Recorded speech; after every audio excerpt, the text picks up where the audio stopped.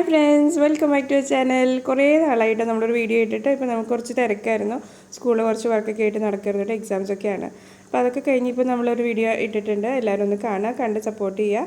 അതുപോലെ തന്നെ സബ്സ്ക്രൈബ് ചെയ്യുക, ലൈക്ക് ചെയ്യുക കേട്ടോ. അപ്പോൾ ഫിഷ് വെച്ചിട്ടാണ് നമ്മൾ ഫിഷ് സാധാരണ വർക്ക് ചെയ്യുന്ന പോലെ ഏത് ഫിഷ് വെച്ചിട്ട് നമുക്ക് ചെയ്യാം. ഉപ്പും മുളകും മഞ്ഞളൊക്കെ ഇട്ട് ഗരം മസാലയൊക്കെ ഇട്ട് നമ്മൾ വർക്ക് കേട്ടോ. എന്നിട്ട് ഇനി നമുക്ക് ഒരു ജാറിലേക്ക് വലിയ 2 സവാള എടുത്തുകൊണ്ട് ഇഞ്ചി 2 വെളുത്തുള്ളിയും കൂടി അരച്ചിട്ട് ഈ വറുത്ത എണ്ണയിലേക്ക് ഒഴിക്കുക. എണ്ണ കുറവുണ്ടെങ്കിൽ കുറച്ചുകൂടി എണ്ണ ഒഴിച്ച് കൊടുക്കുക. വെളിച്ചെണ്ണയിൽ ഉണ്ടാക്കുന്നതായിരിക്കും നല്ലത്.